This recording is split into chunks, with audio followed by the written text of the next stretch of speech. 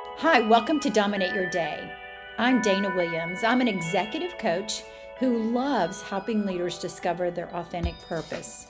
Join me here on Dominate Your Day for conversations that ignite internal revolution and empower difference makers to lead from their strengths. Let's together create lasting impact. Welcome back to Dominate Your Day. I get a lot of our leaders and some of our coaches ask about speaking, and some of them have a huge desire to be on a TED Talk or to get their message out there, but they're just holding back. And so today I'm bringing to you Terry L. Fossum. He is a person who has become a best-selling author. He was a military guy and then he got into sales, but he's also an author. His biggest thing that he did was he was did a TEDx talk and became number 2 in the world and is named one of the top 30 TEDx talks that made an impact in this century. You can tell by his voice, he's got a great speaker voice, and he's just a highly successful speaker. And he shared his tips, what he did to get on a TEDx. I asked him a lot of questions about, what is TEDx versus TED? And he explained all that. And I think if you've been curious about how to get your message to the world through a TEDx talk, here's your answer. So welcome to the show, Terry L. Fossum. So welcome to Dominate Your Day, Terry. We're so glad to have you here. And I'm excited to hear that I've got a almost fellow Texan, right? You kind of were here and then moved to Spokane, but we're glad you're here today. Well, thanks, Dave. I appreciate being here, and I really appreciate what you're doing on this podcast, helping people dominate their day. I mean, we're all given a certain amount of days. It's what do you do with them? So I appreciate what you're doing with your listeners. Yeah, and you just remind me of something. I was at a funeral yesterday, and just unexpected friend tripped, fell, died in our backyard, and we're like, wow. And the whole message was, our days are numbered, and how do we make the most of every day and make every day count? And that's what we're doing here. And so I appreciate you being on the show today. Terry, you have an interesting background. Can you tell us a little bit about your journey I think you're military and you have your own business now, and then kind of how you got to speaking, TEDx speaker, all that. Our listeners are true difference makers. They want to make an impact. And you've done that with your speaking. And I'd love for you to tell your story, how you got there.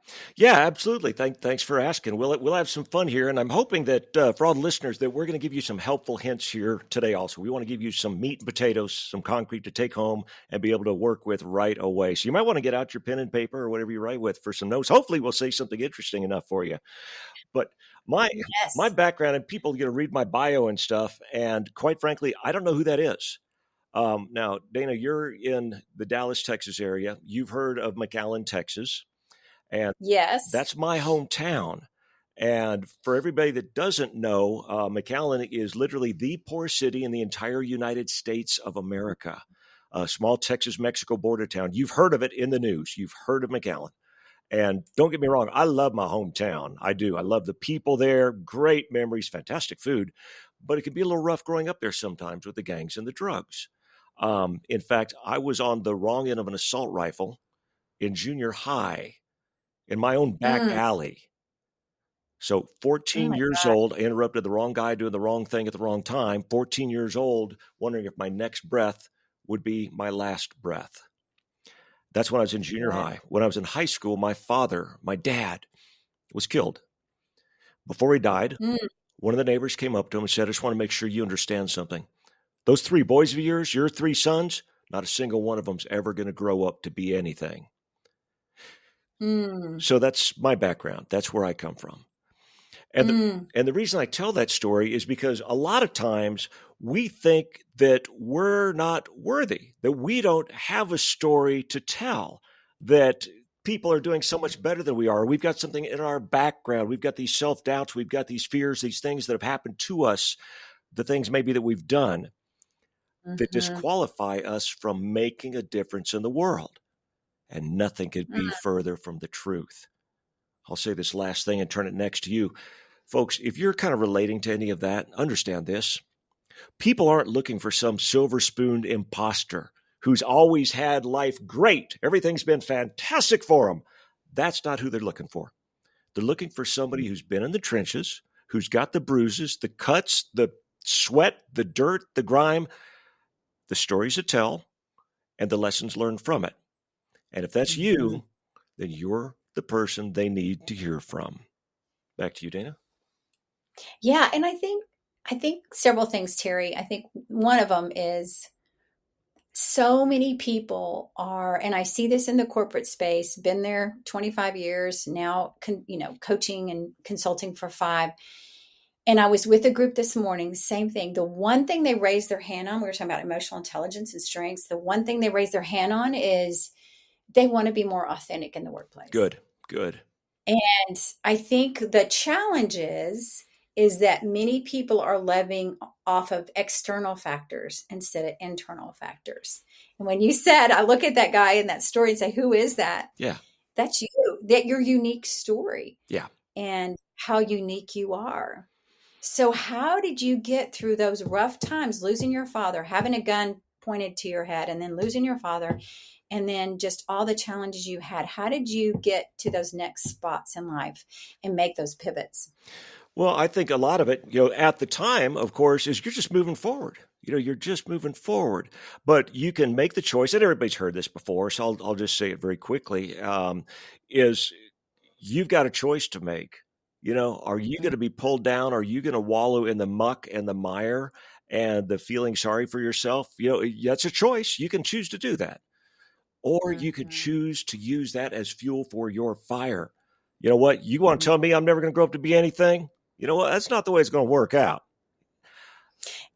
Go ahead. And it sounds like you, listening to your story earlier in the green room, both brothers all 3 of you are doing amazing things. We're very right? blessed. Your brother, an astronaut, you have a brother that's a dentist, and then you're speaking all over the country and writing books and doing things. So don't you want to go back to that neighbor and tell him? Well, so I'll go ahead and tell you this story, and I haven't talked about this too much on podcasts, which makes it even better, right? So Good. We know who he is, all right? We still know who he is, and that's okay. He still lives in McAllen, Texas, and but he probably has to bite his tongue, probably about every day if he's watching TV or listening to the radio. And by the way, my name is Terry L. Fossum. My brother's name is Mike Fossum, the astronaut. And so he's probably got to bite his tongue when he's listening to the radio, watching TV, and see something about Michael E. Fossum Middle School in McAllen, Texas. The school named after my brother. How about them apples, huh? I love it. Isn't that great? That's awesome. Well, sometimes it's just, letting him see that and not having to put it in his face, but going, oh my gosh, Well, and this is I destroy. I tell the story just because, that's part of our background and the odds that theoretically were against us. But I don't tell it because we look back at that at all. I hope the guy's doing great. Yeah. It has no factor in my life. It didn't then, and it certainly doesn't anymore. And doesn't that even speak to, I can remember being a child and having people say things to me and that kind of stuck with me that weren't true. And you're like, man, where did that come from? And you have to kind of look at that and go, that's not true. No, just live the truth. So, yeah. So how did you find your authentic self? How did that happen? I'm sorry, say that again. How did you find your authentic person inside of you when you started growing up and started all the things you did and then became this speaker? How did that happen? I think a lot of it was, and I grew up a lot during the 70s, and there was a whole lot of plastic. And I mean that in all the different ways. It's supposed to be, I don't even remember the book anymore, but, take care of number one and, all this kind of stuff and show off and all that. I just never related. It just never was me. And I've got to give a shout out to Scouting America, too. We're all 3 Boy Scouts and all 3 Eagle Scouts. So we're out there getting dirty and we're being taught the Scout Oath and Laws. We're taught things that put other people before ourselves. So it's not about being fake and all of that. It's just about being you. And sometimes that's your sweaty, dirty, nasty, whatever self, but that's your real self. And and don't, well, again, I'm sure you've heard everybody say, don't worry about what you're seeing on social media. That's not real. Just be you. That's all that matters. That's right. Well, what was a pivotal moment? Was it during those scouting days, or was it later when you got into military or your career that you started realizing that you could be a speaker? That, I tell you. So I was trying to think because I've been very blessed, and I'm not sure what'll end up in the bio, but in the Air Force, I had an amazing career. I ended up being the executive officer for an entire group of nuclear B-52 bombers during the Cold War, and many other things. Officer of the Year at Fairchild Air Force Base, and et cetera, et cetera, et cetera. All these awards. Civilian world ended up in the top fraction of 1% of my entire industry in the world. Philanthropic world, have helped raise millions and millions of dollars for philanthropic projects that were important to me. Okay, that's all rah, rah, rah, rah. Who cares? Here's what I finally attributed that to. Two things. Number one, attitude. Protect it like your life depends on it, because it does. And if you don't read up about attitude every single day, do it. But the other thing, Dana, that I finally came to realize is speaking. So I come on to the Air Force Base up here, Fairchild Air Force Base. I'm just some dude in a brand new career field nobody's ever heard of. And all of a sudden, I'm out front. They've got me emceeing the different wing events. I'm running these different things because they're seeing me up front, even just emceeing something. Therefore, I'm obviously a leader. And I kept honing those skills. And the career went amazing for me when I got into the civilian world, as it was direct sales. So wait a minute, that means I need to get up on stage to be part of the top fraction of 1% in the world. I need to be up on stage. Okay, then I'll get up on stage to help raise millions of dollars for philanthropic projects. You're going to have to get in front of people, to make a difference in the world. You're going to have to do it. That's all there is to it. So why a TED Talk, and how did that happen? Okay. The TEDx stage is the biggest stage in the world today. That's what it is. If you want to be considered an expert in your field, you need to book a TEDx talk. And let me, for everybody's going, what is the X? TED Talks are the national one that are in the one locale. TEDx are everywhere, like TEDx Spokane, TEDx Dallas, TEDx Copenhagen, whatever. And my story from there was, okay, so I had a book, and I think I sold like 4 copies. Only 2 were to my family. They were free. So, that didn't really count. I had a coaching business, and I had a couple of clients, but not a whole lot. Speaking, if somebody would listen to me, I would be speaking for free. And that's just the way it was. I felt like my voice was a whisper in the wind. And then I booked a TEDx talk. But I learned a lot along the way. I bought a program and they taught me a little bit. It wasn't nearly enough, but I learned some extremely important things about booking a TEDx talk. And then when I booked mine, it became the number 2 new TEDx in the world. It was named one of the, I was blown away, man. It became named something like one of 30 most impactful TEDx talks of this century. And why do you think that is? Several. What did you do? Several things. There's a lot of strategy to it. And we can talk about, public speaking and some really important things right now here if you like. Go for it. Okay, let's do that. Okay. First of all, let's talk about getting a TEDx talk. And again, if you've got a point of view, if you really want to make a difference in the world, and that's what this podcast is all about, this is your way to do it. And that's why right now my main focus right now in the world is helping people book TEDx talks and blow the doors off it, because they're not all created equal and not all of them go viral. If you want your idea to get out there to the world, you can do it. If you want to be considered the expert in whatever your coaching field is, your book, whatever it is, this is the way to do it. First of all, everybody wants the TEDx slots. They are in high demand. So how do you differentiate yourself? Okay. Everybody, this is where you might want to take some notes here. Number 1, your idea has to be completely unique. If your idea is you've got to have a great attitude, it ain't going to happen, right? That's not unique. It's got to be countercultural, perhaps even sound counterintuitive. It's got to be different than what everybody else is doing. As one example, one of my clients is Larry Namer. He's the billionaire founder of E-Entertainment Network. And how do we get him to get a TED Talk? His book was called Off Script, How to Get What You Want by Not Doing What They Want, basically. Now, wait a minute. That sounds counterintuitive. And that's what got their attention, So Mm-hmm. you've got to have a title that's going to grab their attention, and you have to have a unique take on your subject. I've got another person I'm working with. They do tiny homes. They want to sell tiny homes. Well, you can't sell from the TEDx stage. That's not one thing you can do, but you can become the global expert. So we work with their subject on how a tiny home can solve the housing crisis. Things, different angles like that. Now, Mm-hmm. I want to give your guests a free tool that'll do it for them. If you go to ideascore.ai, www.ideascore.ai, put your ideas, your stories in there, and it's going to do that for you, absolutely free. Oh, that's great. Yeah. And why is it that there's a lot of people out there that want to get their message out? They kind of think that they've got an idea, but then they get stuck. And they get stuck at what phase? Do they get stuck at the idea phase, or do they get stuck at, I want to do this, but I'm scared and I don't have the confidence, so I'm just not going to do it? They get stuck trying to take that first step out the door. Yeah, I'm not sure if my idea will work. I don't even know how to book a TED Talk. I'm scared. I'm worried about my background isn't good enough. Maybe the idea is not good.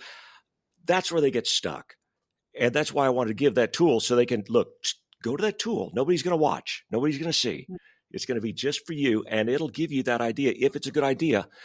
And the most important step in any journey is that first step, right? Right. So if they've done that, okay, you've gotten over a little bit of that fear. You've gotten over a little bit of that lack of self-confidence, or maybe it's not a good idea, and it'll help you on that journey. And with thousands of people, I know there's all kinds of people applying constantly to do this. The thing that you're saying to stand out is to be unique and be countercultural and have a cool title. What else is involved in this? First of all, you've got to find the best venue for you specifically, because not all TEDx talks are equal. Some of them are going to have thousands and thousands of views naturally. Thousands of people go to that one to watch it online or in person. Others will have tens of views, not the best one. So you've got to do your research on that. You've got to find the one that is going to match up with your subject. Each of them has a theme for their specific event, and you need to see which one your subject will best match up with. And then not all of them, most of them have a multi-camera shoot. And this is important for all you wannabe speakers out there. Most of them have a professional multi-camera shoot. So for the people that come to me, I want to learn how to become a professional speaker. Cool. Shoot me over your speaker reel. Well, I don't have one. Okay. That's your first step. When you have, it's one of the many huge benefits of this TEDx stuff. When you go there, you get footage from a professional multi-camera shoot that you can use for your speaker footage, or you can post on your website, or you can use in your social media. But you want to make sure it's one that does that. And inside my coaching program, I actually have an AI tool that matches you up with your best ones. You can do it yourself, or it's within that program too as well. So that's interesting. So did you have somebody helping you? It sounds like you had somebody helping you a little bit as you were preparing, and then you kind of just figured out a lot, and now you're helping other people. Is that what kind of happened once you went viral? Yeah. To begin with, and this is something else to know, everybody.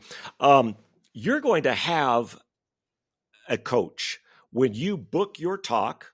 Okay, now you've got to have a lot of your talk put together already. And again, I've got tools that do that, but that's besides the point. But you've got to have your thing put together. But then they're going to assign you a coach. And I'm a professional speaker. I've been doing it forever. My coach was fantastic. He really, he's helped me out so much. So you're not going to be alone on this also. You're going to have help going into it. Who funds that? Do you have to pay a fee to do that, or to be participating, or is it funded through TEDx, or how's that funded? Yeah, another great question. I really appreciate these. I don't normally get asked these questions. This is great. Because I know that people that watch this, they will be wanting to know. Yeah, and that's who we want to help. They are all locally funded. You do not pay to be a TEDx speaker, and you do not get paid to be a TEDx speaker. So to run the event, and also important to know, so that local venue, first of all, they have to raise money to just put on the event, to pay for stuff. And then they want to make sure they get butts in seats. And that's why it's so important that you've got some topic that they can promote out that people go, wow, I want to see that. I want to be a part of that. And that's what pays for the whole thing. So yeah, it's unfunded besides the self-funding. It's people who are passionate about helping people get their ideas out, just like you're doing.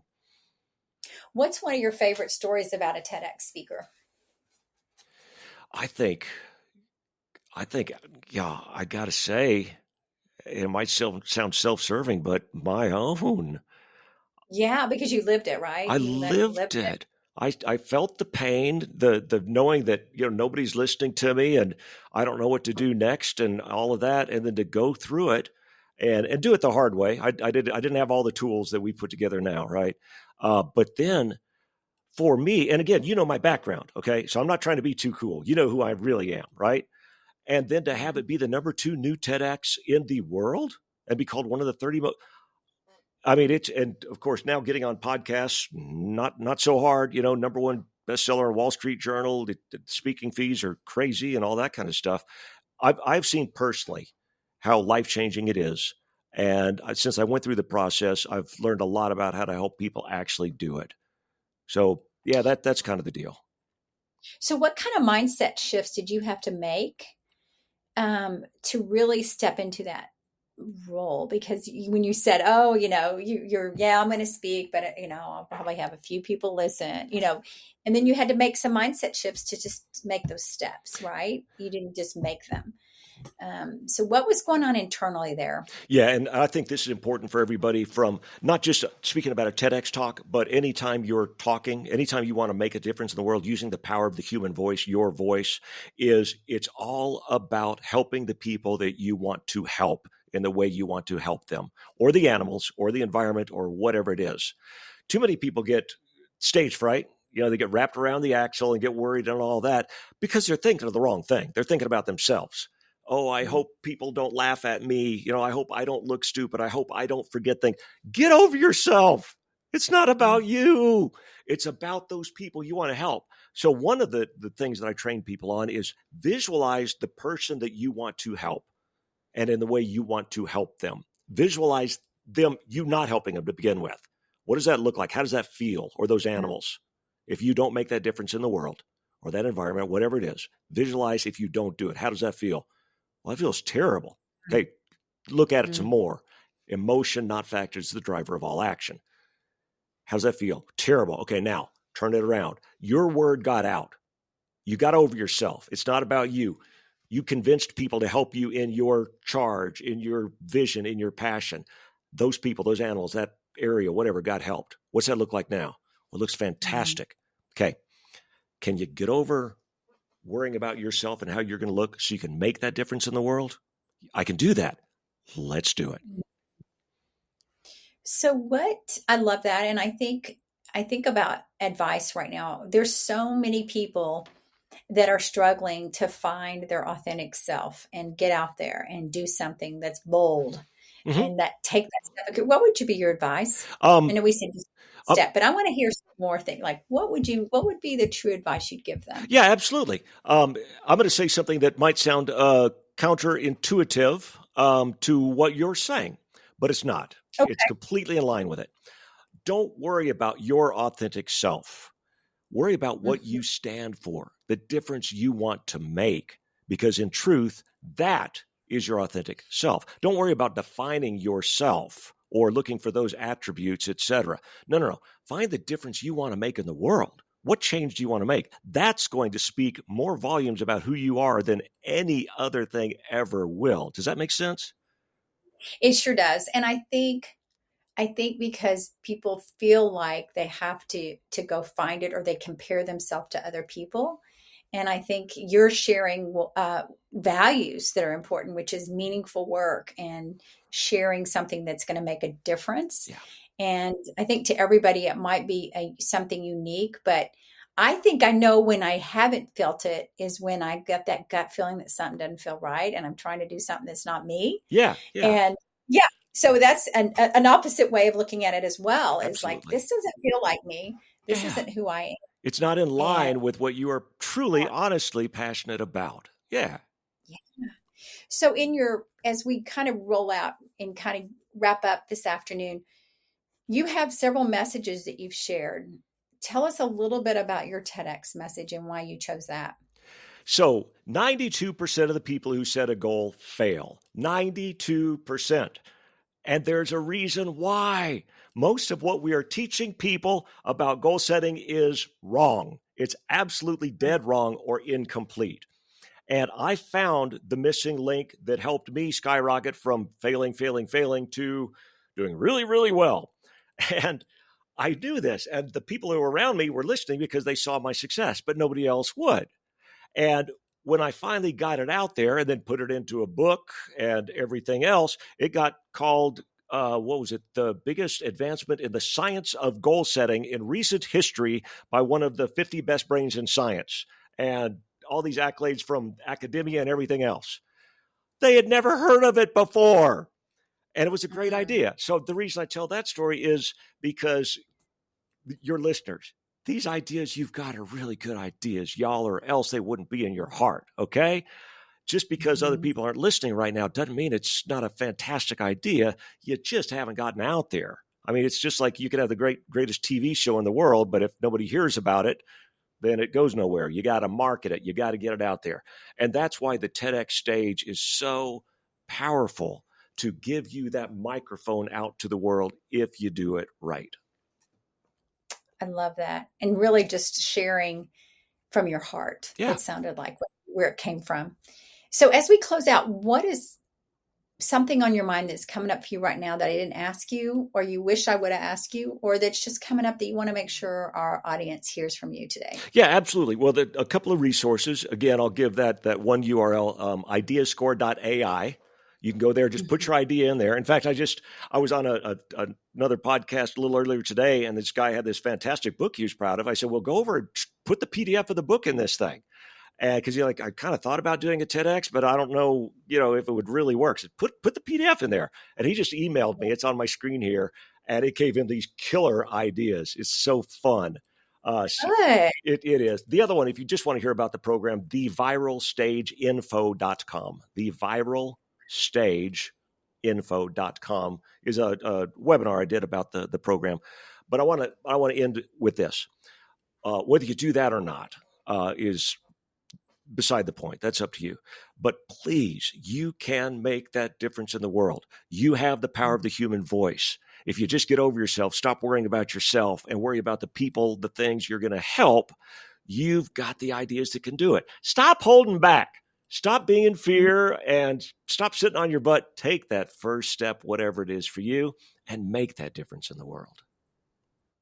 Well, thank you, Terry, for being a difference maker and now showing other people how to do that on TEDx and other channels that you're working with as you work with them as speakers. So I appreciate you sharing that story. And hopefully from today, some of our listeners will get out there and get that message out that they've been kind of holding in and not really feeling confident about getting out there. But we're just glad you're here with us today and appreciate you sharing your resources.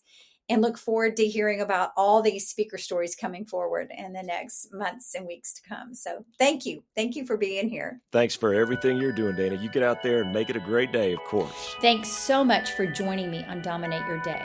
I'm Dana Williams, and I've loved spending time with you. And if today's episode sparked something for you, go ahead and subscribe, leave a review, and share it with someone who's ready to use their strengths to make a difference. And hey, I'd love for you to stay connected. So visit our website at danawilliamsco.com and you can get all kinds of resources and inspiration there. Until next time, keep showing up, leading authentically, and dominating your day.